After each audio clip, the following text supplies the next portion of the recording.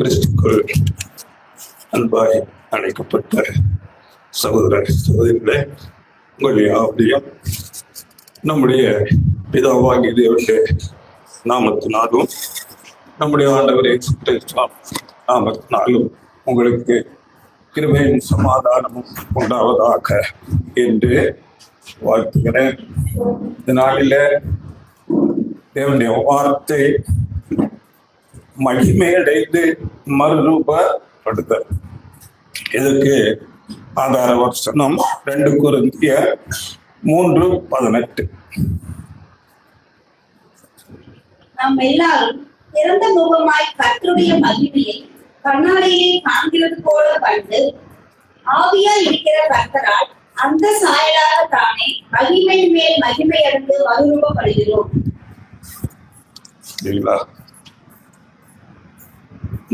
மகிமை அடைந்து மறுரூபப்படுகிறோம். மறுரூபம் என்றால் நமக்கு தெரியும், ஆவிக்குரிய ஒரு நிலை. ஆண்டவர் இயேசு கிறிஸ்துவின் அந்த மரித்து உயிர்த்தெழுந்து அந்த ஒரு நிலைக்கு மறுரூபமாக்கப்படுவோம். இந்த மறுரூபமாக்கப்படுதல் இந்த உலகத்துல நம்ம இப்போ நம்ம விருப்பம் போல வாழ்ந்து நம்ம மரித்தால் அப்படிப்பட்ட மறுரூபத்துக்கு போக முடியாது. அதனால இங்க இந்த வசனத்தை திருவிழித்து படிக்கும் போது அதுல இன்னொரு சேஞ்ச் இருக்குது. படிங்க திருவிழம். இப்பொழுது நாம் அனைவரும் முக்காடு இல்லா முகத்தினராய் ஆண்டவரின் மாட்சியை பிரதிபலிக்கிறோம். இவ்வாறு மென்மேலும் மாட்சி பெற்று அவர் சாயலாக மாற்றம் அடைகிறோம். இவை எல்லாம் ஆவியா ஆண்டவரின் செயல். பார்த்தீங்களா? இப்போது நாம் அனைவரும் முக்காடு இல்லா முகத்தினராய் ஆண்டவரின் மாட்சியை பிரதிபலிக்கிறோம். இப்பொழுது இது மேலும் மாட்சி பெற்று அவர் சாயலாக மாற்றமடைகிறோம். இவையெல்லாம் ஆவியாம் ஆண்டவரின் செயலே. அதனால நான் இப்போ இந்த பிரசன்ட் வாழ்க்கையிலேயே ஒரு மாற்றம் அடைய வேண்டும். அந்த மாற்றம் நாளுக்கு நாள் மேன்மை அடைந்து மகிமை அடைந்து கிறிஸ்துவின் சாயலாக மாற்றம் அடைவோம். இவைகள் எல்லாம் நம்முடைய சுய பலத்துல நடக்கும். எல்லாம் தேவனுடைய கிருபை, தேவனுடைய வழிநடத்துதல், பரிசுத்தாவியின் பலன், தேவனுடைய வார்த்தைகள், சத்தியம், அநேக அனுபவங்கள், அநேக சோதனைகள், இப்படியாக நம்முடைய குணலட்சணங்கள் ஒவ்வொரு நாளும் மாற்றமடைந்து கடைசியாக கிறிஸ்துவின் சாயலுக்கு ஒப்பாக மாறுகிறோம். அதனால 1 யோவான் 3:2 கூட அங்கே சொல்லும் போது நாம் உயிர்த்தெழுந்து வரும்போது அவருக்கு ஒப்பாய் இருப்போம் என்று அங்கே சொல்லப்படுகிறது. படியுங்கள். இப்பொழுது தேவனுடைய பிள்ளைகளாய் இருக்கிறோம், இனி எவ்விதமாய் இருப்போம் என்று இன்னும் வெளிப்படவில்லை. ஆகிலும் அவர் வெளிப்படும் போது அவர் இருக்கிற வண்ணமாகவே நாம் அவரை தரிசிப்பதினால் அவருக்கு ஒப்பா இருப்போம் என்று அறிந்திருக்கிறோம். அவர் வெளிப்படும் போது அவர் இருக்கிற வண்ணமாகவே நாம் அவரை தரிசிப்பதனால் அவருக்கு ஒப்பாய் இருப்போம் என்று அறிந்திருக்கிறோம். இப்படி பாருங்கள், நாம் இயேசு கிறிஸ்துவுக்கு ஒப்பாக மாற வேண்டும் என்றால் நம்மில் கிறிஸ்து இயேசுவில் இருந்த ஒரு சிந்தை இருக்க வேண்டும். பிலிப்பியர் நாம படிக்கிறோம், கிறிஸ்து இயேசுவில் இருந்த சிந்தையே இருக்க கடவுள். இப்போ ஆண்டவர் இயேசு கிறிஸ்து இந்த பூமியில பிறக்கும் போதே ஒரு பாவம் இல்லாதவராக பரிசுத்தராக பிறக்கிறார். ஆனால் நாம் அப்படி அல்ல. ஆதாமில நம்ம பாவத்தில் விழுந்து அநேக கேடான ஒரு சிந்தைக்குள்ளாக நாம் பிறந்திருக்கிறோம். அப்படிப்பட்ட அநேக சூழ்நிலைகளில் வாழ்ந்து கொண்டு இருக்கிறோம். ஆனால் தேவன் கிருபையாக நம்மை சத்தியத்தை கொடுத்து அழைத்தார். ஆண்டவர் இயேசு கிறிஸ்துவின் ஈடு பலி, அந்த புண்ணியத்தை நாம் விசுவாசித்து அவருடைய நாமத்தினாலே அவருடைய இரத்தத்தினாலே நாம் கழுவப்பட்டோம். கழுவப்பட்டு இப்பொழுது தேவனுடைய பார்வையில நாம் நீதிமான் என்ற நிலையில இருக்கிறோம்.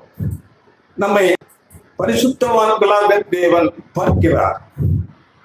ஆனால் நாம் மெய்யாக நீதிமான் இல்லை, மெய்யாக பரிசுத்தவான்கள் இல்லை. பாருங்கள், நாம் கழுவப்பட்டோம். தேவன் நீதிமானாக நம்மை பார்க்கிறார்.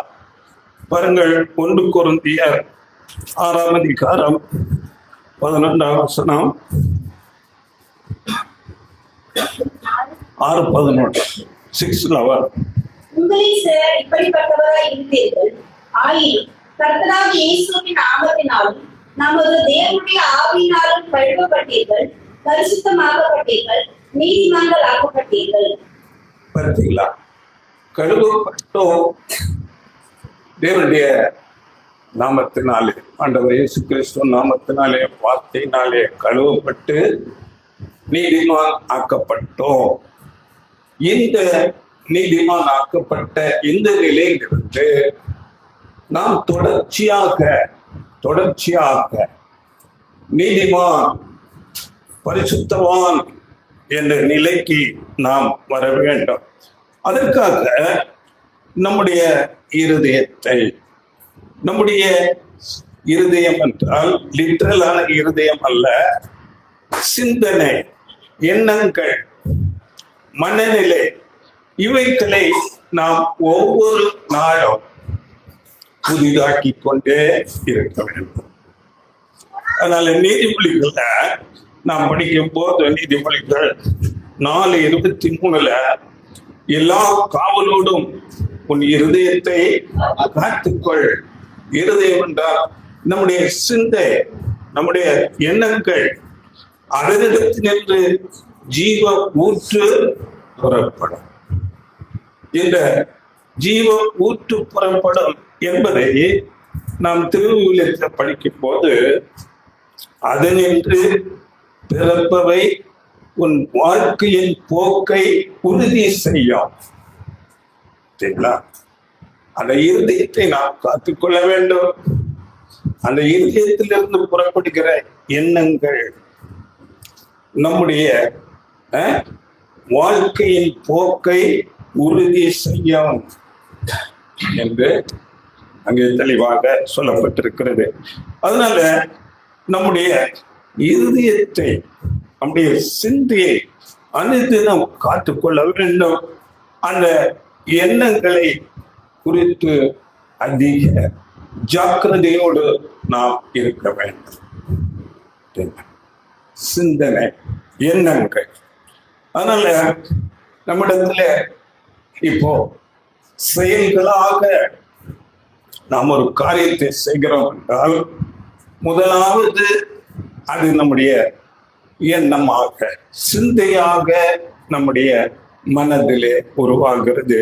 அந்த சிந்தை, அந்த எண்ணங்கள் அதன் பிறகு வார்த்தையாகிறது. அந்த வார்த்தைகள் அதன் பிறகு செயலாக மாற்றம் அடைகிறது. அதனால நம்மிடத்தில் வருகிற இந்த எண்ணங்கள், இந்த சிந்தனைகளை நாம் ஒவ்வொரு நாளும் நாம் மிக கவனமாக பார்த்து அதை புதுப்பித்துக் கொண்டே இருக்க வேண்டும். தேவையற்ற எண்ணங்கள் நமக்குள்ளே வரும்போது உடனடியாக இந்த சிந்தனை, இந்த எண்ணம் ஒரு புது சிருஷ்டிக்கான எண்ணம் அல்ல என்று உடனே நமக்கு நாம் சொல்லிக்கொள்வோம் என்றோம். இது தவறாக இருக்கிறது, இந்த சிந்தனையை மாற்றிக்கொள் என்று நமக்குள்ளே நாம் அதை ஒவ்வொரு நாளும் புதிதாக்க வேண்டும். அதுதான் மறுரூபப்படுதல். ஒவ்வொரு சின்ன சின்ன விஷயமானாலும் நாம் ஒவ்வொரு நாளும் இந்த எண்ணங்களை புதிதாக்கி கொண்டே இருக்க வேண்டும். நாம் எந்த அளவு பரிசுத்தமாகிறோம் என்பதை இந்த எண்ணங்களை பரிசுத்தப்படுத்துவதிலேயே இருக்கிறது. நாம் எந்த அளவு பரிசுத்தமாகிறோம் என்பது நம்முடைய இந்த சிந்தை எண்ணங்களை நாம் பரிசுத்தப்படுத்துவதிலேயே இருக்கிறது. அதனால தேவன் நம்முடைய இருதயத்தை, நம்முடைய சிந்தனைகளை பார்க்கிறார். அந்த இருதயத்திலிருந்து, அந்த சிந்தனையில் இருந்து வரும் எண்ணங்களை அவர் பார்க்கிறார். அந்த எண்ணங்களை பரிசுத்தப்படுத்த நாம் எவ்வளவு பிரயாசம் எடுக்கிறோம் என்பதை பார்க்கிறார். அப்படி பிரயாசம் எடுக்கும் போது அநேக தடுமாற்றங்கள் வரும். அப்பொழுது அதை நாம் எவ்வளவாக போராடி அதை மேற்கொள்ள நாம் பிரயாசம் எடுக்கிறோம் என்பதை தேவன் பார்க்கிறார். அதற்கு தேவன் பலன் தருவார். படிங்க எரேமியா 17ஆம் அதிகாரம் 9ஆம் வசனத்துல நமக்கு தெரியும், எல்லாவற்றையும் பார்க்கலாம் இருதயமே திருக்குறள் மகா கேடுள்ளதாய் இருக்கிறது, அதை அறியத்தக்கவன் யார்? அதை அறியத்தக்கவன் யார் என்று சொல்லிக்கொண்டு 10 படியுங்கள். கர்த்தராகிய நானே ஒவ்வொருவருக்கும் அவனவன் வழிகளுக்கும் செயல்களுக்கும் பலன்களுக்கும் தக்கதை கொடுக்கும்படிக்கு இருதயத்தை ஆராய்கிறவரும் உள்ளந்தரியங்களை சோதித்து அறிகிறவருமாய் இருக்கிறேன். பார்த்தீங்களா? இருதயங்களை ஆராய்கிறவரும் உள்ளிந்திரியங்களை சோதித்தறிகிறார். இதுதான் நம்முடைய சிந்தனை, என்ன ஓட்டங்களை அவர் சோதித்து அறிகிறவராய் இருக்கிறார். பாருங்கள், எசேக்கியேல் 11ஆம் அதிகாரம் 5ஆம் வசனத்துல அங்கே மாம்சீக இஸ்ரவேலரை பற்றி பேசும்போது உங்கள் அப்பொழுது கர்த்தருடைய ஆவி என்மேல் இறங்கினார். அவர் என்னை நோக்கி, நீ சொல்ல வேண்டியது என்னவென்றால், இஸ்ரவேல் வம்சத்தாரே, நீங்கள் இப்படி பேசுகிறது உண்டு, உங்கள் மனதில் எழும்புகிறதை நான் அறிவேன். உங்கள் மனதில் எழும்புகிறதை நான் அறிவேன். இஸ்ரேல் ஜனங்களை பார்த்து தேவன் சொல்லுகிறார், உங்கள் மனதில் எழும்புகிறதை நான் அறிவேன். அப்படியே ஆவிக்குரிய இஸ்ரவேலராகிய நம்மை எழும்புகிற எல்லா சிந்தனை ஓட்டங்களை அவர் அறிகிறார். இப்படி நாம் இந்த எண்ணங்களை நாம் மறுரூபப்படுத்துவதற்கு பிரயாசப்படும் போது அநேக சோதனைகள், டெம்டேஷன்ஸ், அநேக விதமான சூழ்நிலைகள் நம்மை தடுமாற செய்யும். அப்படிப்பட்ட சூழ்நிலையிலே அதை நாம் மேற்கொண்டு போராட வேண்டும். தேவன் நமக்கு பலன் தருவார், அவர் நமக்கு உதவி செய்வார். அதனால பாருங்கள், ஆண்டவர் இயேசு கிறிஸ்து சொல்லும் போது இருதயத்தில் சுத்தமுள்ளவர்கள் தான் தேவனை தரிசிப்பார்கள். அதனால நம்முடைய இருதயத்தின் சிந்தனைகளை, அந்த எண்ணங்களை நாம் மறுரூபப்படுத்த அதிக பிரயாசம் எடுக்க வேண்டும். இருதய சுத்தம் உள்ளவர்களே தேவனை தரிசிப்பார்கள். அதனால பாருங்கள், தாவீது அங்கே தன்னுடைய மகன் சாலமோனுக்கு அங்கே ஆலோசனையாக சொல்லும் போது 1 நாளாகமம் 28ஆம் அதிகாரம் 9ஆம் வசனத்துல அங்கே பேசுகிறார்.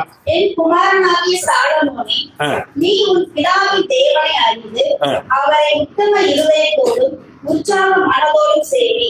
கர்த்தர் எல்லா இருதயங்களையும் ஆராய்ந்து நினைவுகளின் தோற்றங்களை எல்லாம் அறிகிறார்.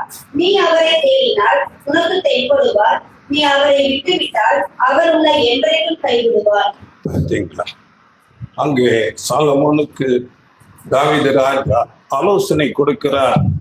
நீ உன் பிதாக்களின் தேவனை அறிந்து உத்தம இருதயத்தோடும், இதுதான் இருதய சுத்தம், உண்மையான இருதயத்தோடு உற்சாக மனதோடும் அவரை சேவி. நீ அவரை தேடினால் உனக்கு தென்படுவார். நீ அவரை விட்டுவிட்டால் அவர் உன்னை என்றைக்கும் கைவிடுவார். இந்த வசனங்களை நான் ரொம்ப கவனமாக படிக்க வேண்டும். நாம் அவரை விட்டுவிட்டால் அவர் நம்மை என்றைக்கும் கைவிடுவார். இந்த சத்தியத்தை அறிந்த நமக்கு தேவன் இப்பொழுது ஒரு அருமையான வாய்ப்பை கொடுத்திருக்கிறார். இந்த வாய்ப்பை நாம் சரியாக பயன்படுத்திக் கொள்ள வேண்டும். அதனால நாம் ஒவ்வொரு நாளும் இந்த எண்ணங்களை பரிசுத்தப்படுத்திக் கொண்டே நாம் இருக்க வேண்டும். பொதுவாக பாருங்கள், ஒரு சராசரி மனிதனுக்குள்ளே 3 விதமான ஒரு வாழ்க்கை இருக்கும், லைஃப் ஸ்டைல். அது எப்படி என்றால், முதலாவது அந்த மனிதனுடைய ஒரு வெளிப்புறமான ஒரு வாழ்க்கை, அதாவது பப்ளிக் அப்பியரன்ஸ், வெளி தோற்றமான ஒரு வாழ்க்கை. இந்த வாழ்க்கையில இருதய சுத்தம் பற்றிய எந்த விதமான எண்ணமும் இருக்காது. வெளி தோற்றமான ஒரு காரியத்துக்கு மட்டுமே அதிக முக்கியத்துவம் கொடுக்கிறதாக இருக்கும். வெளிப்புறமான தோற்றம் அப்படி என்று சொல்லும் போது அவர்கள் நன்றாக ஆடை அணிந்து கொள்வார்கள். இதோ நம்மை போலவே ரொம்ப சாந்த குணத்தை காட்டுவார்கள். வெளிப்புற தோற்றமாக மிகுந்த அன்புள்ளவர்கள் போல இருப்பார்கள்.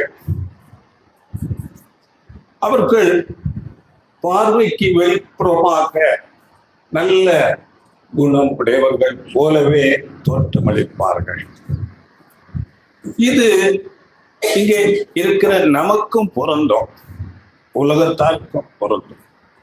இங்கே நாம் எல்லாரும் நல்லவர்கள். ஒருவருக்கொருவர் நீங்கள் இவருக்கு எத்தனை மதிப்பெண் கொடுப்பீர்கள் என்றால், இந்த வெளிப்புற தோற்றத்தை பார்த்து 100க்கு 100 மதிப்பெண் கொடுத்து விடுவீர்கள். ஏனென்றால் வெளிப்புற தோற்றம் அவ்வளவு நேர்த்தியாக இருக்கிறது. அப்படியே பாருங்கள், 2வது ஒரு வாழ்க்கை இருக்கிறது, பிரைவேட் லைஃப் என்று சொல்லுவார்கள். இது பாருங்கள், ரொம்ப கொஞ்சம் க்ளோஸான சகோதர சகோதரிகள், கணவன் மனைவி, இவர்களுக்கு மட்டுமே அவர்களுடைய வாழ்க்கை எப்படி இருக்கிறது என்று தெரியும். ரொம்ப நெருக்கமானவர்களுக்கு அவர்களுடைய பலவீனம் என்ன என்று அந்த நெருக்கமானவர்கள் அறிந்து கொள்வார்கள். அதிலே கொஞ்சம் கேடான குணங்கள் இருக்கும். அப்பொழுது நாம் அப்படிப்பட்டவர்களிடத்திலே, இந்த நெருக்கமானவர்களிடத்திலே நாம் கேட்டால் அவர்கள் அவருக்கு என்ன மதிப்பெண் கொடுப்பார்கள் என்றால் கொஞ்சம் குறையும். அந்த 100க்கு 100 கிடைக்காது, 100க்கு 80 மதிப்பெண் கிடைக்கும். இது 2வது ஒரு வாழ்க்கை. 3வது ஒரு வாழ்க்கை இருக்கிறது. அது பாருங்கள், சீக்ரெட் லைஃப், இரகசியமான வாழ்க்கை. இந்த வாழ்க்கை பாருங்கள், கணவனுக்கு தெரியாமல் மனைவி, மனைவிக்கு தெரியாமல் கணவன், பெற்றோருக்கு தெரியாமல் பிள்ளைகள், பிள்ளைகளுக்கு தெரியாமல் பெற்றோர், இப்படி மனதின் ஆழத்திலே ரகசியமான பாவ எண்ணங்கள், கெட்ட சிந்தனைகள் அவர்களுக்குள்ளாக இருக்கும். இது எல்லாருக்கும் இருக்கிறது, இல்லை என்று சொல்ல முடியாது. ஆனால் பாருங்கள், அப்போஸ்தலர்கள் சொல்லும் போது நாங்கள் வெளியரங்கமாக இருக்கிறோம் என்று சொல்லுகிறார். 2 கொரிந்தியர் 5:11. ஆகையால் கர்த்தருக்கு பயப்படத்தக்கதென்று அறிந்து மனுஷருக்கு புத்தி சொல்லுகிறோம். தேவனுக்கு முன்பாக வெளியரங்கமாய் இருக்கிறோம், உங்கள் மனசாட்சிக்கும் வெளியரங்கமாய் இருக்கிறோம் என்று நம்புகிறோம். பார்த்தீங்களா, தேவனுக்கு பார்வையிலே நாங்கள் வெளியரங்கமாய் இருக்கிறோம். எங்களுக்கு உள்ளான அந்த இருதயத்திலே, ஆழத்திலே, அந்த சீக்ரெட் லைஃப்ல எங்களுக்கு எந்த விதமான ஒளிவு மறைவு பாவம் கெட்ட சிந்தை இல்லை. அதனால இந்த வாழ்க்கையை தான் தேவன் பார்க்கிறார். இந்த ரகசிய வாழ்க்கை, உள்ளத்தின் ஆழத்தை தேவன் பார்க்கிறார். இதற்கு மதிப்பெண் கொடுத்தால் அது மைனஸாக கூட போய்விடும். அதனால பாருங்கள், இந்த 3 விதமான வாழ்க்கையில முதலாவது வாழ்க்கை பப்ளிக் லைஃப், குட், நல்லா இருக்குது. அதே பிரைவேட் லைஃப் பெட்டர், பரவாயில்ல. மூன்றாவது சீக்ரெட் லைஃப் மோசமாக இருக்கிறது. கெட்ட எண்ணங்கள், கேடான சிந்தைகள் அங்கே இருதயத்திலே இருக்கிறது. அதனால நீதிமொழிகளின் புஸ்தகத்துல 23ஆம் அதிகாரம் 7ஆம் வசனத்துல அவன் இருதயத்தின் நினைவு எப்படியோ அப்படியே அவன் இருக்கிறான். படிங்கள். அவன் இருதயத்தின் நினைவு எப்படியோ அப்படியே அவன் இருக்கிறான். குசியும் பானம் பண்ணும் என்று அவன் முன்னோரே சொன்னாலும் அவன் இருதயம் முன்னோரே இராது. பார்த்தீங்களா, அவன் இருதயத்தின் நினைவு எப்படியோ அப்படியே அவன் இருக்கிறான். அப்படியே ஆண்டவர் இயேசு மலை பிரசங்கத்துல சொல்லும் போது, இருதயத்தில் சுத்தமுள்ளவர்கள் பாக்கியவான்கள், அவர்கள் தான் தேவனை தரிசிப்பார்கள். இப்படி இந்த வசனங்களை நமக்குள்ளாக பொருத்தி பார்த்தால் நம் இருதயத்தில் அந்த உண்மை தன்மையை, இருதய சுத்தத்தை இந்த பூமியில வாழுகிற போதே நாம் நிரூபித்து காட்ட வேண்டியவர்களாக இருக்கிறோம். நீதிமொழிகள் 14:22 இப்படியாக சொல்லப்படுகிறது, நன்மையை யோசிக்கிறவர்களுக்கு கிருபையும் சத்தியமும் உண்டு. தீமையை யோசிக்கிறவர்கள் தவறுகிறார்கள் அல்லவோ, நன்மையை யோசிக்கிறவர்களுக்கோ கிருபையும் சத்தியமும் உண்டு. நன்மையை யோசிக்கிறவர்களுக்கு கிருபை சத்தியம். அதனால பாருங்கள், தேவனே, நான் வெளியரங்கமாக எப்படி இருக்கிறேன், ரொம்ப அன்பாக, ரொம்ப சார்ந்த குணத்தை காட்டி இரக்கமாக நான் எப்படி இருக்கிறேனோ, என் இருதயத்தின் ஆழத்திலும் என்னுடைய ரகசிய வாழ்க்கை அதில் கூட இப்படியாக நான் இருக்கிறேன் என்று நாம் தேவனுக்கு முன்பாக நிரூபித்து காட்ட வேண்டும். இதற்காக நம்முடைய புது சிருஷ்டி ஒவ்வொரு நாளும் பிரயாசம் எடுக்க வேண்டும். சொல்லப்பட்டிருக்கிறது, புது சிருஷ்டி தேவனை போல ஆகிறது என்று வசனம் சொல்லுகிறது. பாருங்கள், மத்தேயு 5:48 பரலோகத்தில் இருக்கிற உங்கள் பிதா பூரண சற்குணராய் இருக்கிறது போல நீங்களும் பூரண சற்குணராய் இருங்கள். அப்படியே பாருங்கள், கோல்டன் ரூல், தங்க பிரமாணம் 10:7-12. ஆதலால் மனுஷர் உங்களுக்கு எவைகளை செய்ய விரும்புகிறீர்களோ அவைகளை நீங்களும் அவர்களுக்கு செய்யுங்கள். இதுவே நியாய பிரமாணமும் தீர்க்க தரிசனங்களுமா. மனுஷர் உங்களுக்கு எதை செய்ய விரும்புகிறீர்கள் அதை மட்டும் எல்லாரிடத்திலும் நாம் அப்படியாக நடந்து கொள்ள வேண்டும். தேவன் அப்படி இருக்கிறார். பாருங்கள், இன்றைக்கு உலகத்துல எப்படிப்பட்ட ஒரு செயல்கள் நடந்து கொண்டிருக்கிறது. தேவன் இல்லை என்று சொல்லுகிறவர்கள் இருக்கிறார்கள். அவர்களையும் தேவன் போஷிக்கிறார். விக்கிரகங்களை செய்து அதை வணங்கி கொண்டிருக்கிறார்கள். அவர்களையும் போஷிக்கிறார். அப்படியே கிறிஸ்தவர்கள் என்று பெயர் வைத்துக் கொண்டு மனம் போல ஒரு ஜீவிதம், போதனைகளிலே அநேக தாறுமார்கள், அவர்களையும் போஷிக்கிறார். இதுதான் தேவன். அப்படியே நாமும் இருக்க வேண்டும். எல்லாரிடத்திலும் அப்படியாக நடந்து கொள்ள வேண்டும். அதனால பிலிப்பியர்ல பாருங்கள், 5ஆம் அதிகாரம் 1-2 வசனங்கள்ல நீங்கள் பிரியமான பிள்ளைகளை போல தேவனை பின்பற்றுகிறவர்களாகி என்று சொல்லப்படுகிறது. படியுங்கள், பிலிப்பியர் 5:1.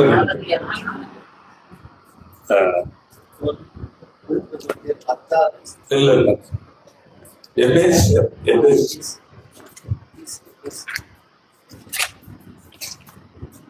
ஆதலால் நீங்கள் பிரியமான பிள்ளைகளைப் போல தேவனை பின்பற்றுகிறவர்களாகி கிறிஸ்து நமக்காக தம்மை தேவனுக்கு சுகந்த வாசனையான காணிக்கையாகவும் பலியாகவும் ஒப்புக் கொடுத்து நம்மில் அன்பு கூர்ந்தது போல நீங்களும் அன்பிலே நடந்து கொள்ளுங்கள்.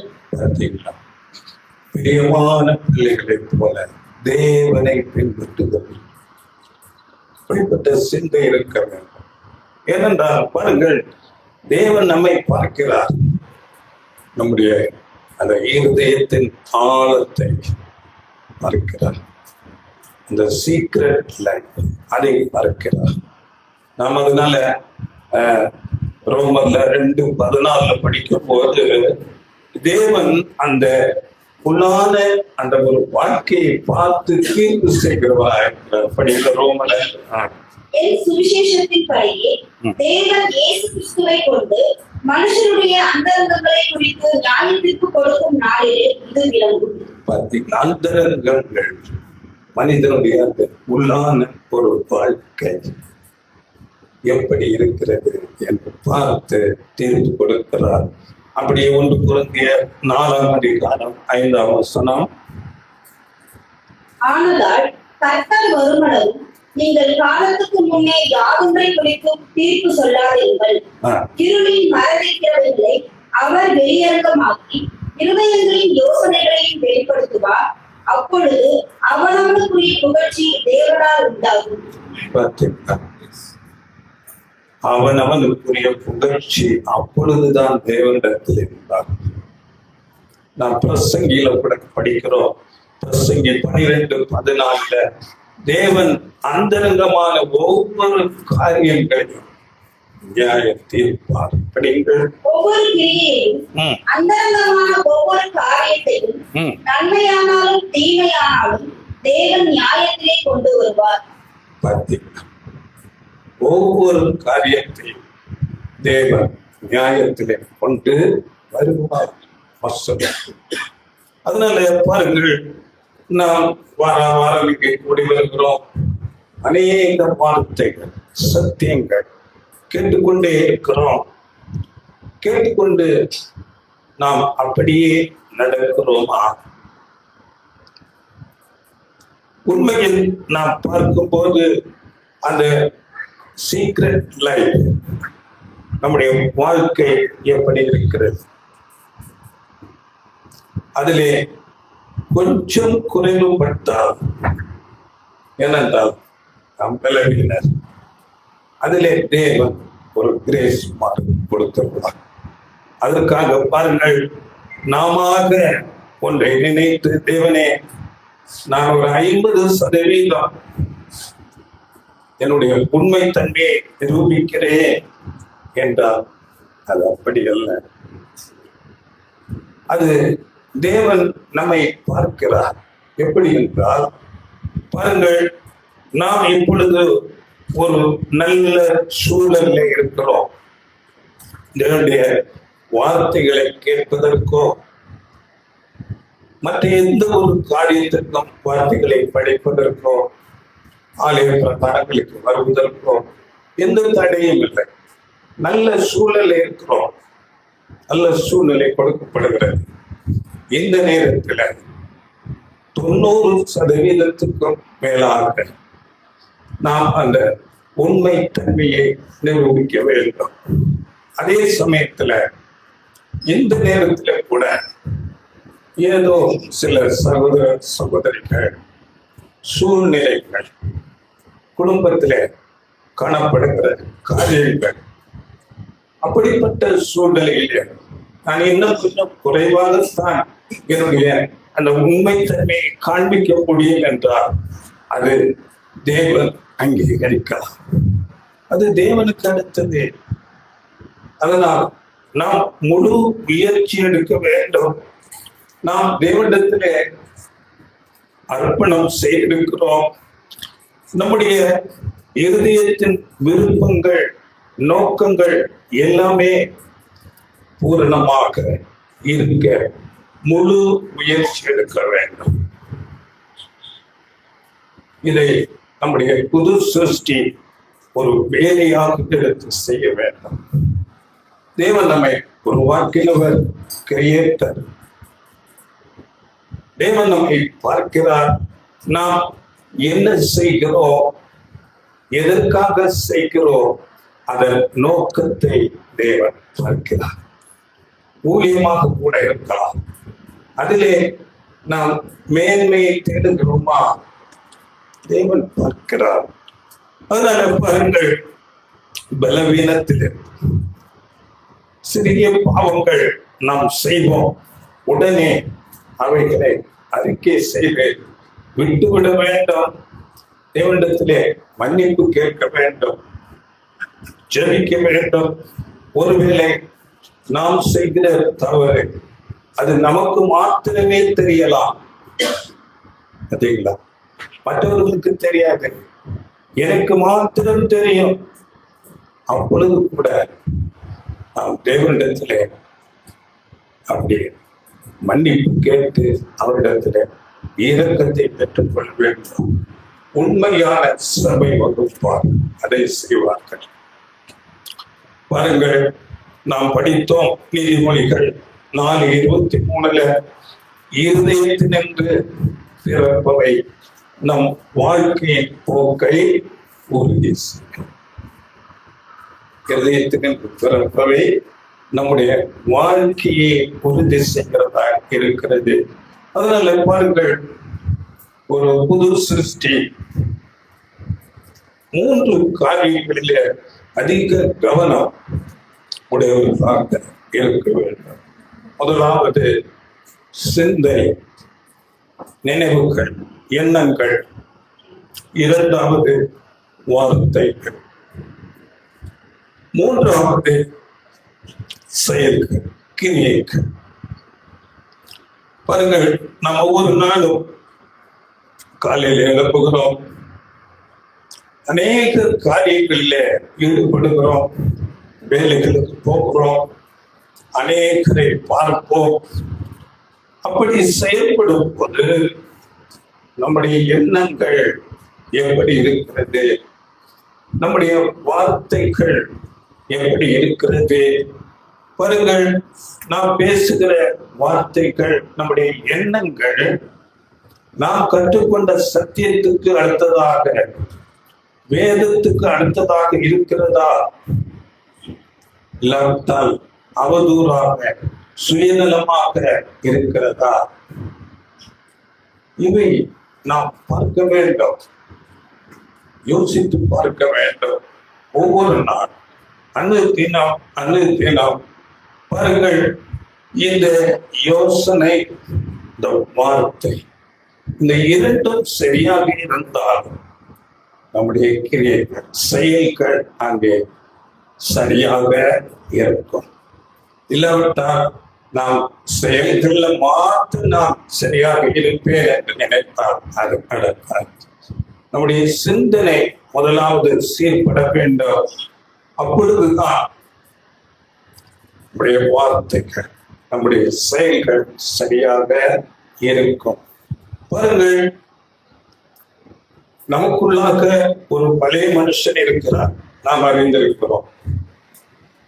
இந்த பழைய மனுஷனுடைய செயல்கள் நமக்கு தெரியும். கலாத்தியல்ல 5ஆம் அதிகாரத்துல 19 to 21 வரையும் அநேக குணலட்சணங்களை, அந்த பழைய மனுஷனுடைய குணங்களை பற்றி பேசப்படுகிறது.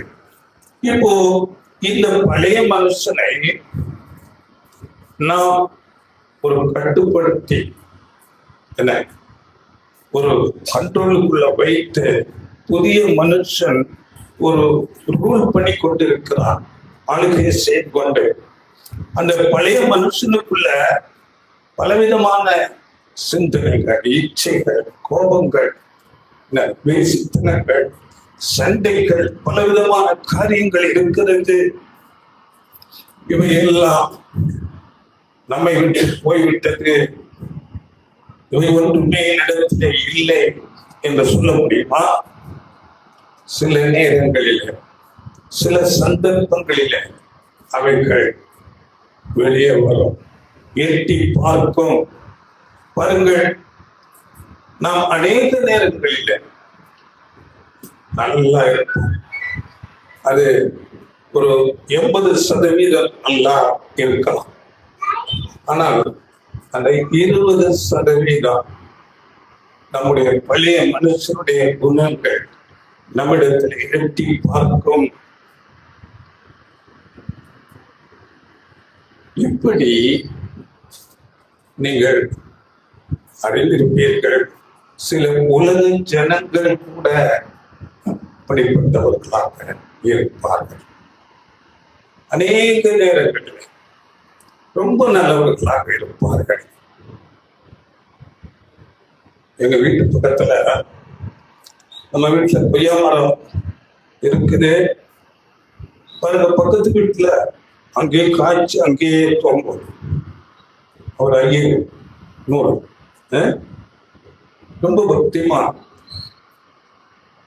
அவர் அந்த கொய்யா பழங்களை பறித்து நம்மளை பார்த்தா நம்மகிட்ட பணம் கொடுத்துருவாரு, இல்லை நாங்கள் சோறு மேல வைப்பாரு, நம்ம எடுத்துக்குவோம்.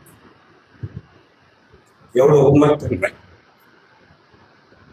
அப்படியே இன்னைக்கு உங்க ஆலயத்துல கூட்டம் இல்லையா அப்படின்னு கேட்கிறாரு. கேட்டு, ஆமா உங்களுக்கு கொஞ்சம் லேட்டா தான், அடுத்தோம், நல்லது அப்படின்னு. எவ்வளவு நல்ல மனுஷனுக்கு இருக்கிறார்கள். நாம் நினைக்கிறோம் நாம் தான் 80% நல்லவனா இருக்கிறோம். இல்லை, உலகத்தார் அப்படி இருக்கிறார்கள். நமக்கு அது போதாது. பருங்களிடம் ஒரு உதாரணம் நாம் எடுத்துக்கொண்டால், மாம்சிக இஸ்ரேல ஆண்டவர் இயேசு கிறிஸ்துவின் அந்த கடைசி எருசலேமுக்கு அவர் பிரயாணப்பட்டு வருகிறார். அவரை எல்லாரும் அங்கே புகழ்ந்து அங்கே வரவேற்கிறார்கள். கர்த்தரின் நாமத்தினாலே வருகிற ராஜா ஸ்தோத்தரிக்கப்பட்டவர், உன்னதத்திலே மகிமை உண்டாவதாக என்று அவரை ஆர்ப்பரித்து வரவேற்கிறார்கள். இஸ்ரேல் ஜனங்கள் பாருங்கள், அதே மக்கள், அதே ஜனங்கள் 3 நாளைக்கு அப்புறம் இவரை சிலுவையில் அறையுங்கள், இவரை சிலுவையில் அறையுங்கள், இவருடைய இரத்தப்பழி எங்கள் மேலும் எங்கள் பிள்ளைகள் மேலும் வரட்டும். எப்படிப்பட்ட சிந்தனை மனிதர்களுடைய உள்ளான இருதயா அப்படியாக பாவத்தினால கரைப்பட்டு கிடக்கிறது. அதனால சொல்லும் போது பாருங்கள், மனுஷனுடைய உண்மையான குணலட்சணம் அவருடைய இருதயத்தின் ஆழத்தில் இருக்கிறது, வெளிப்புறமாக இருக்கிறது, அந்த இருதயத்தின் ஆழத்தில் இருக்கிறது. அதனால நம்முடைய எண்ணங்களில் அந்த ஒரு ஆதிக்கத்தை, அந்த ஒரு சிந்தனையை, அந்த எண்ணம் உள்ளான அந்த எண்ணத்தை நாம் ஒவ்வொரு நாளும் மறுரூபப்படுத்திக் கொண்டே இருக்க வேண்டும். இது தானாக வராது. இது புது சிருஷ்டியாகிய நாம் அதை உற்று கவனித்து அதை மாறுதல் செய்து கொண்டே இருக்க வேண்டும். நம்மை நாமே நாம் கேள்வி கேட்க வேண்டும். புது சிருஷ்டி இப்படிப்பட்ட யோசனைகள் யோசிக்க கூடாது என்று நாம் நம்மை சரி பண்ண வேண்டும். அதனால புத்தர் பவுல் ரோமர் 12:2 இப்படியாக சொல்லுகிறார், படியுங்கள். நீங்கள் இந்த பிரபஞ்சத்திற்கு ஒத்த வேஷம் தெரியாமல் தேவனுடைய நன்மையும் பிரியமும் பரிபூர்ணமான சித்தம் இன்னதென்று பகுத்தறியத்தக்கதாக உங்கள் மனம் புதிதாகிறதினாலே மறுரூபமாகுங்கள். பாத்தீங்களா, இங்கே தேவனுடைய நன்மையும் பிரியமும் பரிபூரணமான சித்தம் என்னதென்று பகுத்தறியத்தக்கதாக உங்கள் மனம் புதிதாகிறதுனாலே மறுரூபமாகுங்கள். பகுத்தறிய வேண்டும், தேவனுடைய சித்தம் என்ன என்று பகுத்தறிந்து முதலாவது நம்முடைய சிந்தனைக்குள்ளாக அதை நாம் பகுத்தறிந்து அதை மறுரூபப்படுத்த பிரயாசப்படுத்த வேண்டும். பாருங்கள், நாம் படித்தோம் ஏற்கனவே. நாம் இந்த சத்திய வசனங்களுக்குள்ள நாம் அதை கேட்டு இந்த ஒரு சத்தியத்துக்குள்ளே வரும் என்பதாக அநேக கேடான குணலட்சணங்கள் நமக்கு உண்டு. அவைகளிலிருந்து நாம் கழுவப்பட்டிருக்கிறோம். படித்தோம் 1 கொரிந்தியர் 6:11 நாம் கழுவப்பட்டோம், ஆனால் முழுமையாக அல்ல. கழுவப்பட்டிருக்கிறோம், அது முழுமையாக கழுவப்பட வேண்டும், தொடர்ச்சியாக நடக்க வேண்டும், மரணம் வரையிலும் தொடர்ச்சியாக கழுவப்பட வேண்டும்.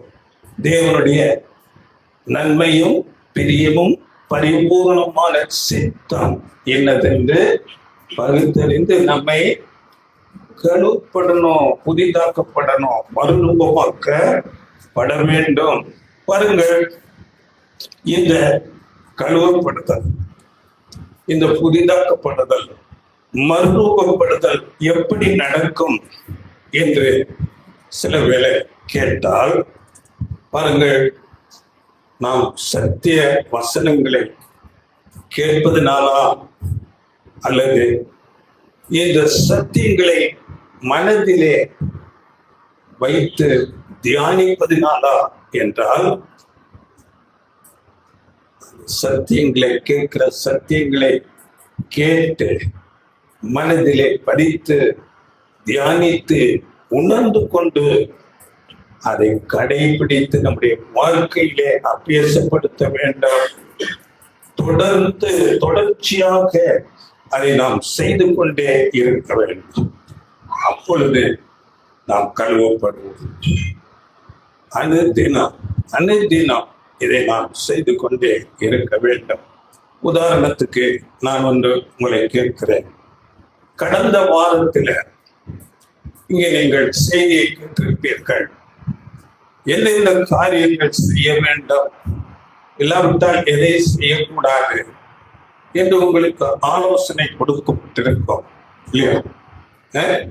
இதை இந்த காரியங்களை நீங்கள் செய்யுங்கள், இதை செய்யக்கூடாது என்ற ஆலோசனை கொடுக்கப்பட்டிருக்கும். அந்த ஆலோசனைகளை நீங்கள் அப்படியே கை கொண்டு இன்றைக்கு இங்கே வந்திருக்கிறீர்களா என்று கேட்டால் எத்தனை பேர் ஆம் என்று சொல்வீர்கள்? நம்மை நாம் நிதானித்து அறிய வேண்டும். ஒவ்வொரு யார் பேசினாலும் அங்கே தேவனுடைய வார்த்தை சத்தியங்கள் கொடுக்கப்படுகிறது, ஆலோசனைகள் கொடுக்கப்படுகிறது. நாம் இப்படியாக இருக்க வேண்டும் என்று ஆலோசனை கொடுக்கப்படுகிறது. வேத வசனங்கள் மூலமாக இதை செய்யக்கூடாது என்று ஆலோசனை கொடுக்கப்படுகிறது. அதை நாம் கேட்டு மனதிலே பதித்து தியானித்து உணர்ந்து கொண்டு அதை கிரகித்து கொண்டு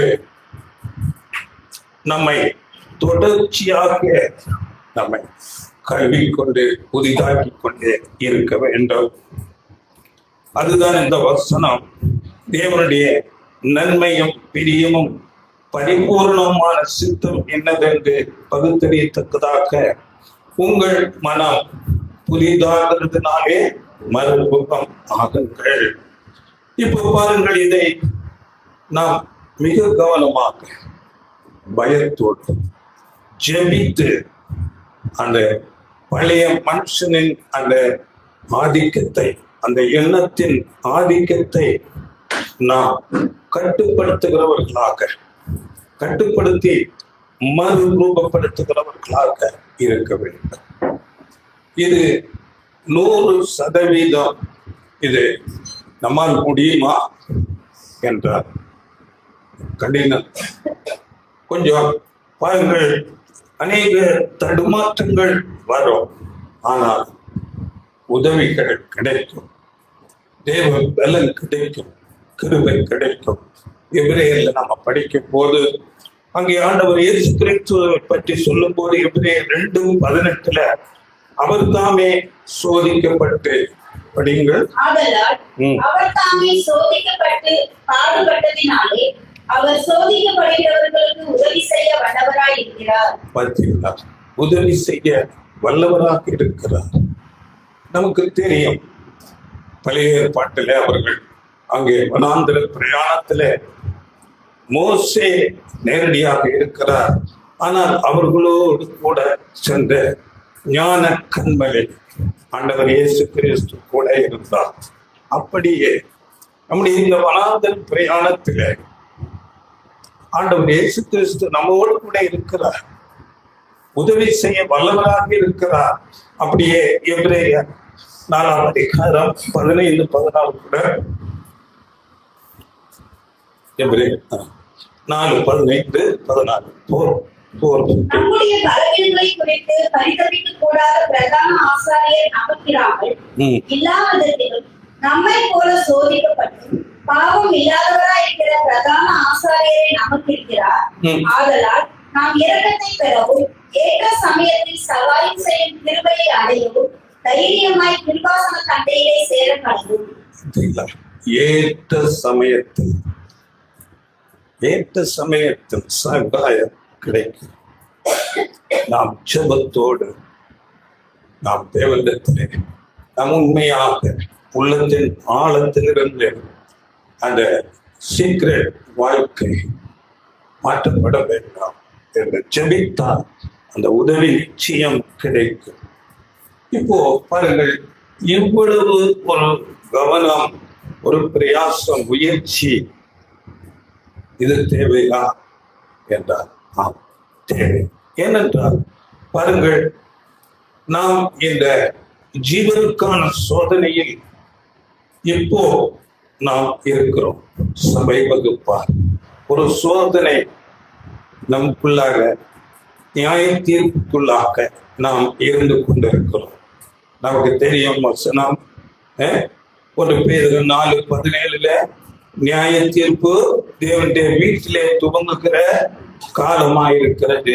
அப்படியே 1 பேதுரு 1:15-16 உங்களை அழைத்தவர் பரிசுத்தராய் இருக்கிறது போல நீங்கள் உங்கள் நடக்கைகள் எல்லாவற்றிலும் பரிசுத்தராய் இருங்கள். வசனம், வார்த்தை. அப்படியே பாருங்கள், எசேக்கியேலின் புஸ்தகத்துல 9ஆம் அதிகாரத்துல நீங்கள் பார்க்கும் போது அங்கே எருசலேமில் நடக்கிற அநேக தீமையான காரியங்கள் அதை பார்த்து அங்கே பெருமூச்சு விட்டு அழுகிற ஜனங்கள், அவருக்கு நெற்றியிலே முத்திரை போடு என்று அங்கே தீர்க்க தரிசனமாக சொல்லப்படுகிறது. அப்படியே பாருங்கள், இந்த நாட்களில இந்த உலகத்துல நாம் பார்க்கிறோம் எவ்வளவு அநீதியான காரியங்கள். நீதிமன்றத்துக்குள்ளே அநீதி இருக்கிறது. ஜனங்கள் அவ்வளவு மோசமாக இருக்கிறார்கள். சபைக்குள்ளே அநேக போதனைகள், அநேக அவர்கள் சுயநலத்துக்காக பெருமைக்காக வேலை செய்து கொண்டிருக்கிறார்கள். எவ்வளவு பயங்கரமான காரியங்கள் நடந்து கொண்டிருக்கிறது. இவைகளுக்கு நாம் பெருமூச்சு விட்டு அழ வேண்டும், வேதனை கொள்ள வேண்டும். அவர்கள் நெற்றியிலே முத்திரை போடப்படுகிறது. மற்ற பேர் எல்லாரும் சங்கரிக்கப்படுவார்கள். படியுங்கள் 6ஆம் வசனம், எசேக்கியேல் 9:6. முதியோரையும் வாலிபரையும் கன்னிகைகளையும் குழந்தைகளையும் ஸ்திரீகளையும் சங்கரித்து கொன்று போடுங்கள். அடையாளம் போடப்பட்டிருக்கிற ஒருவனையும் விட்டாதீர்கள். என் பரிசுத்த ஸ்தலத்தையே துவங்குங்கள் என்று என் காதுகள் கேட்க சொன்னார். அப்பொழுது அவர்கள் ஆலயத்துக்கு முன்னே இருந்த மூவரிடத்தில் துவக்கம் பண்ணினார்கள். ஆலயத்துக்குள்ளே நடக்கிறது பரிசுத்தப்படுத்தல். அதனால தேவன் இப்பொழுது நம்மை பார்க்கிறார். உலகம் அப்படித்தானே இருக்கும். பெரிய தீர்ப்பு வரப்போகிறது. அதனால நாம் அதிக கவனத்தோடு நாம் அர்ப்பணித்துட்டோம், புது சிருஷ்டி ஆகிவிட்டோம். ஒவ்வொரு நாளும் மிகுந்த கவனத்தோடு நம்மை பரிசுத்தப்படுத்திக் கொண்டே இருக்க வேண்டும். அப்படி பரிசுத்தப்படுத்தினால் ஜீவன், இல்லாவிட்டால் அது 2ஆம் மரணத்துக்கு போய்விடுவோம். அதனால நாம் இப்பொழுதே ஒரு பெரிய ஆசீர்வாதத்துக்கு அழைக்கப்பட்டிருக்கிறோம். இந்த சத்தியத்தை பெற்றுக்கொண்டோம். நாம் ஒப்பு கொடுத்து ஒரு வாழ்க்கை வாழ்கிறோம். ஒரு ஒரு பரிசுத்த ஓட்டத்திலே ஓடிக்கொண்டிருக்கிறோம். இந்த ஓட்டத்திலே நாம் நம்மை பரிசுத்தப்படுத்தி அந்த சபை அங்கத்தினராக மாற வேண்டும். இல்லாவிட்டால் அது மரணத்துக்கு கொண்டு போய்விடும். திரள் கூட்டம் என்று கூட அறிந்திருக்கிறோம். அது மிகுந்த உபத்திரவத்திலே அவர்கள் வருவார்கள் என்று நாம் அறிந்திருக்கிறோம். அதனால இந்த கிறிஸ்துவின் பள்ளியில நாம் நன்றாக படிக்க வேண்டும். ஏனோ தானோ என்றல்ல, தேவனுடைய வார்த்தை பேசப்படும் போது அதை மனதிலே சரியாக நாம் உள்வாங்கி தியானித்து அதை நிதானித்து அறிந்து நம்முடைய சிந்தையிலே முதலாவது மாற்றம் வர வேண்டும். அதன் பிறகு நம்முடைய பேச்சு, நம்முடைய வாழ்க்கை, இப்படியாக நம்முடைய வாழ்க்கை மாறிக்கொண்டே இருக்க வேண்டும். புதிதாக்கப்பட வேண்டும், மறுரூபமாக்கப்பட வேண்டும். அப்படி செய்யாவிட்டால் பாருங்கள், ஆண்டவர் இயேசு கிறிஸ்துவின் நாட்களிலே இருந்த பரிசேயர் கூட்டத்தை பார்த்து ஆண்டவர் இயேசு சொல்லுகிறார், பொல்லாதவர்களாய் இருக்கிறீர்கள். மத்தேயு 12:34. மத்தேயு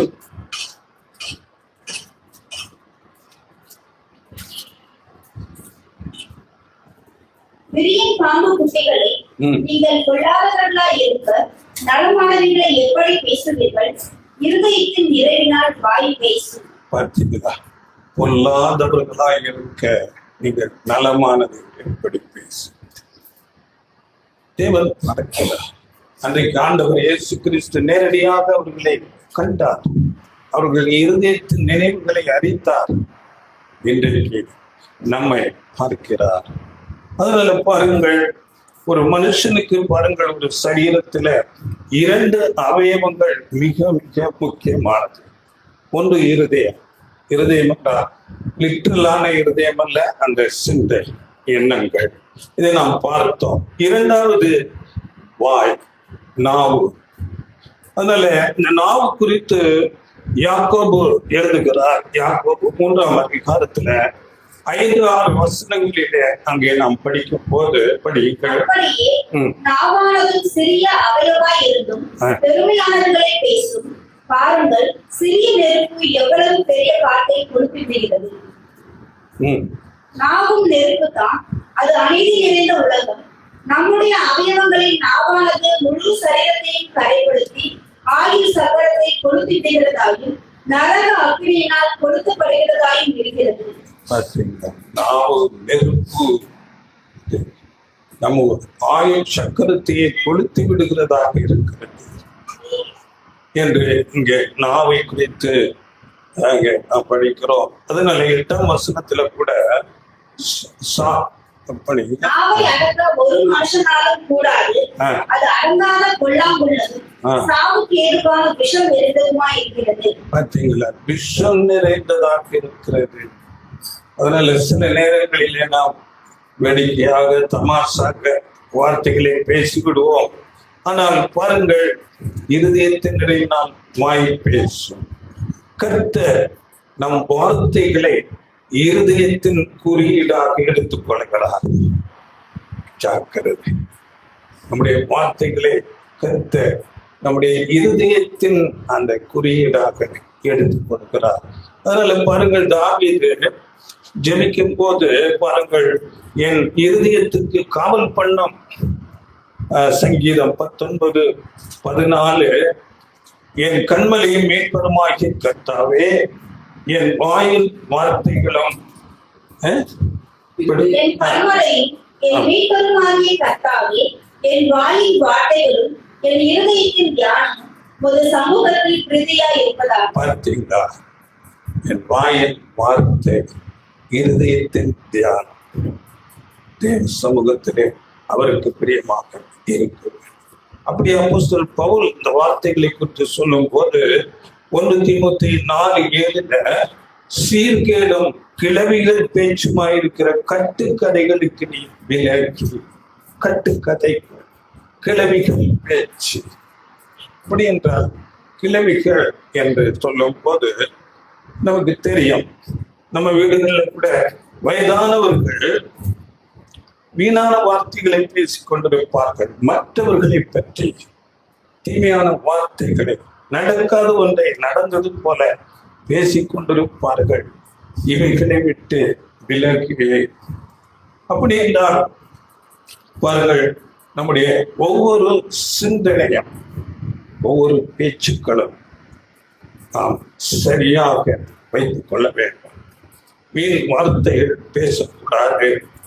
பாருங்கள், தேவனுடைய வார்த்தை, வசனம் இப்படியாக நீ இருக்க வேண்டும் என்று சொன்னால் அது அப்படித்தான் வாழ வேண்டும்.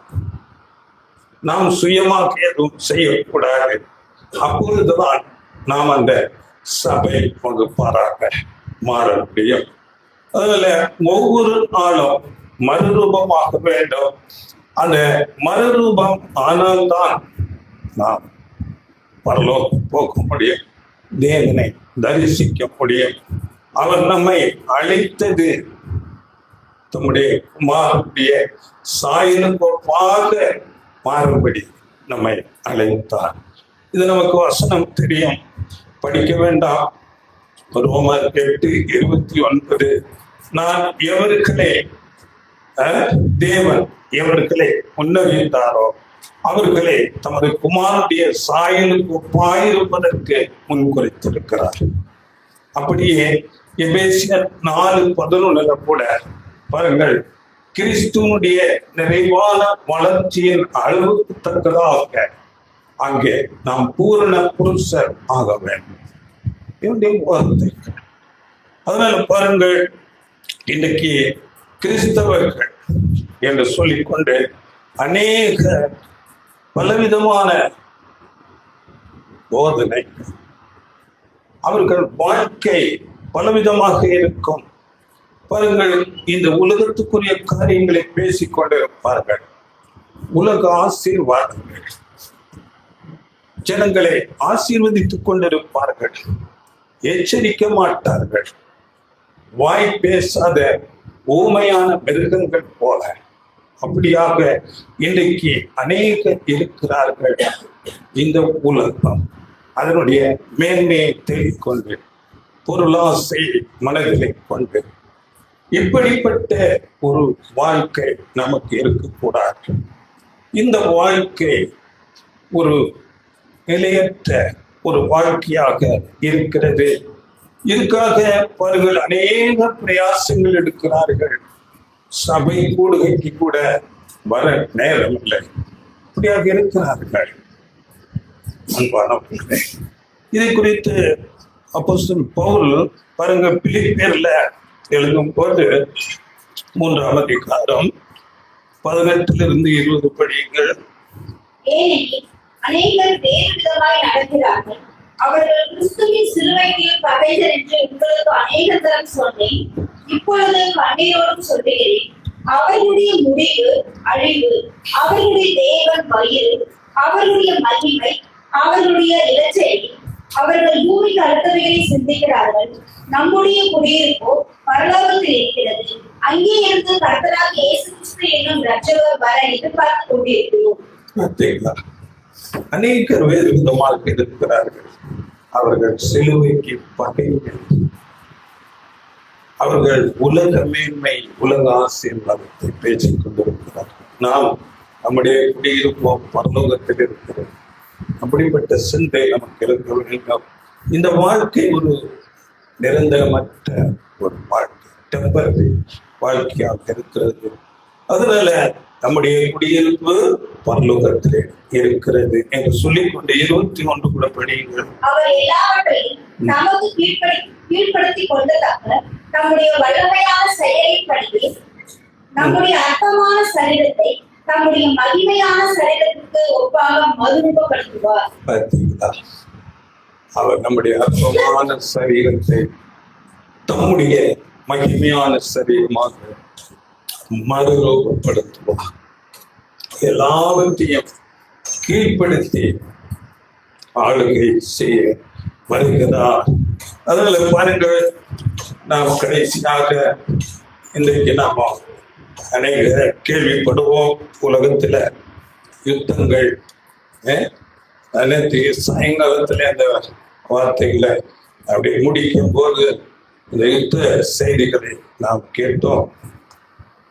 ரொம்ப நாளாக எதிர்பார்த்திருந்தார்கள். அமெரிக்கா, இஸ்ரேல், ஈரான் யுத்தம் தொடங்கிவிட்டது. பாருங்கள், ஜனங்கள் உயிர் தப்ப ஓடிக்கொண்டிருக்கிறார்கள். பெட்ரோல் பங்குகளில் அங்கே வரிசை கட்டி நிற்கிறார்கள். பெட்ரோல் போடுவதற்கு, டீசல் போடுவதற்கு அவர்கள் ஜீவன் தப்ப ஓட வேண்டும். அப்படியே நம்ம அருகாமையில் உள்ள பாகிஸ்தான், ஆப்கானிஸ்தான் யுத்தம், அப்படியே ரஷ்யா, உக்ரைன் நடந்து கொண்டே இருக்கிறது. உலகம் முழுவதும் யுத்தங்கள், எப்படிப்பட்ட காரியங்கள் நடந்து கொண்டிருக்கிறது. இவையெல்லாம் நமக்கு எச்சரிப்பாக இருக்கிறது. அதனால ஆண்டவர் இயேசு சொல்லும் போது லூக்கா 21:26 பூமியின் மேல் வரும் ஆபத்துக்களுக்கு பயந்து எதிர்பார்த்திருக்கிறதுனால் மனுஷருடைய இருதயம் சோர்ந்து போகும். இன்னைக்கு நமக்கே ஒரு பயம் வந்து விட்டது. பெட்ரோல் கிடைக்குமா கிடைக்காதா? அதனால் அநேக பிரச்சனைகள் வந்துவிடும். மத்திய கிழக்கு அது அநேக நாடுகளுக்குள்ளாக பிரச்சனைகள், யுத்தங்கள், பயங்கரமான யுத்தங்கள். இதன் முடிவு எப்படி ஆகும் நமக்கு தெரியாது. ஆனால் முடிவு நாட்களிலே நாம் மிக அருகாமையில இருக்கிறோம் என்பது மாத்திரம் நாம் அறிந்திருக்கிறோம். அதிலே 27, 28 படிகள். அப்பொழுது மனுஷகுமாரன் மிகுந்த வல்லமையோடும் மகிமையோடும் மேகத்தின் மேல் வருகிறதை காண்பார்கள். இவைகள் சம்பவிக்க தொடங்கும் போது உங்கள் மீட்பு சமீபமாய் இருப்பதால் நீங்கள் நிமிர்ந்து பார்த்து உங்கள் தலைகளை உயர்த்துங்கள் என்றார். பார்த்தீங்களா? உங்கள் மீட்பு சமீபமாயிருக்கிறது. நீங்கள் நிமிர்ந்து பார்த்து தலைகளை நிமிர்த்துங்கள். நாம் நிமிர்ந்து பார்க்க வேண்டும் என்றால் நம்முடைய உள்ளான மனுஷன் நாம் பரிசுத்தப்படுத்த வேண்டும், மறுரூபமாக்க வேண்டும் ஒவ்வொரு நாளும். அதனால பாருங்கள், ஆண்டவர் இயேசு கிறிஸ்து மாம்சீக இஸ்ரவேலரின் அழிவை பற்றி அங்கே லூக்கா 19 சொல்லும் போது அவர் எருசலேமுக்கு வருகிறார்.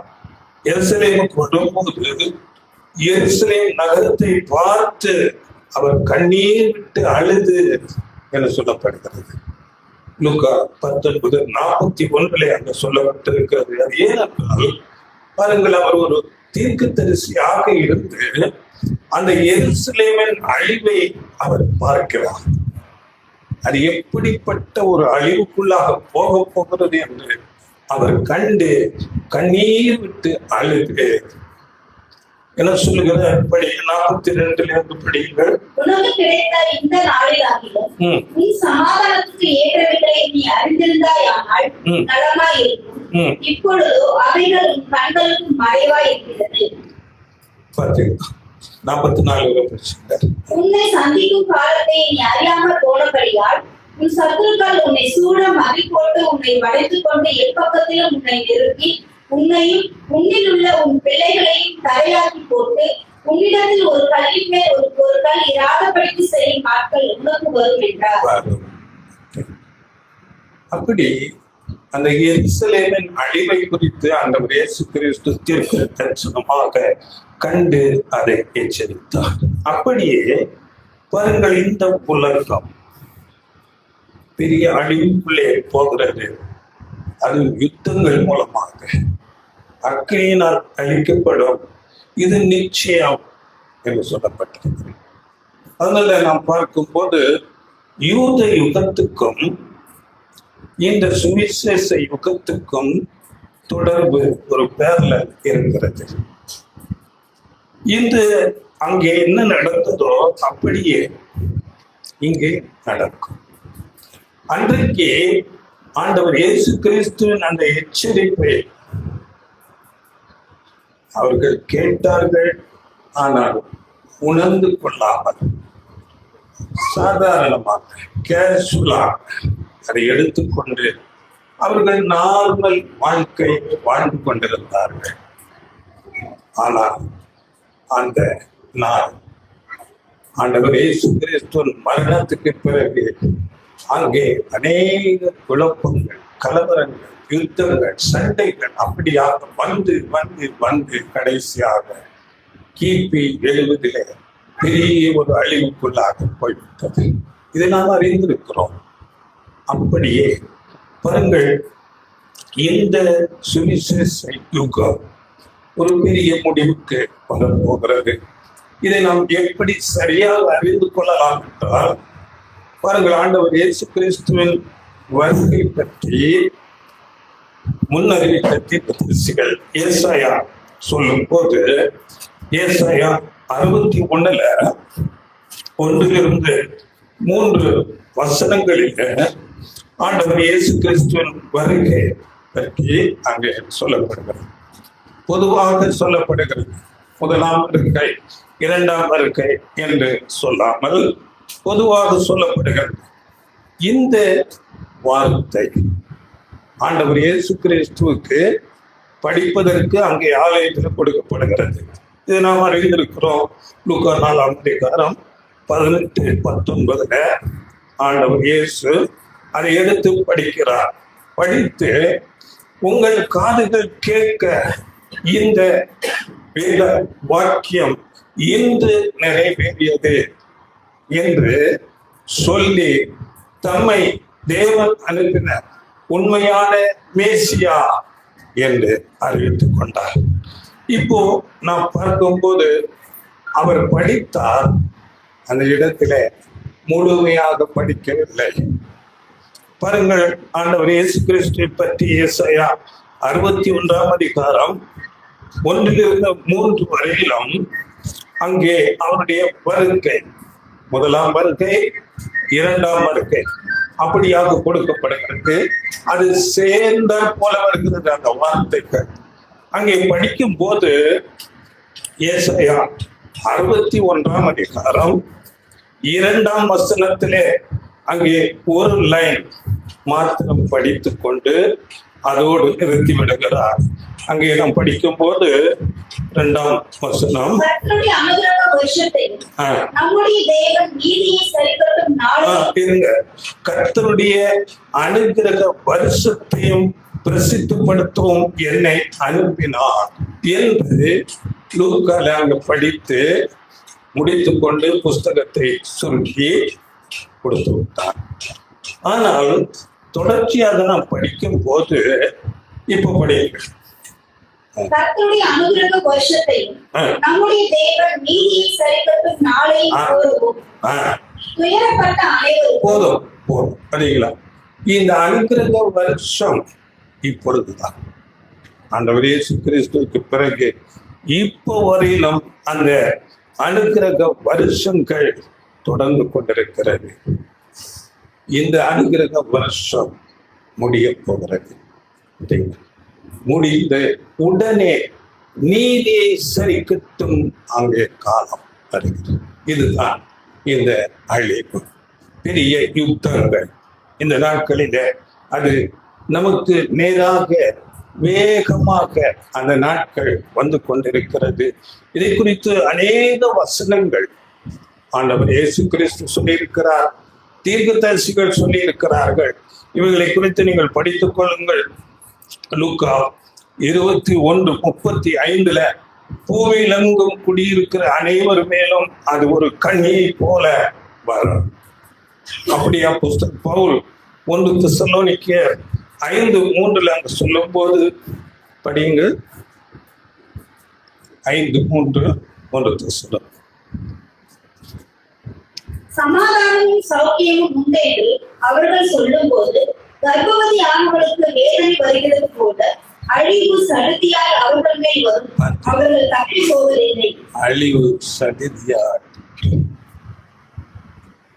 வசனம் எச்சரிப்புகள் அப்படியே தீர்க்கதரிசி புஸ்தகத்துல செப்பனியா 1:18 அவருடைய எரிச்சலின் அக்னியினால் தேசமெல்லாம் அழியும், தேசத்தின் குடிகளை எல்லாம் சடுதியாய் நிர்மூலம் பண்ணுவார்.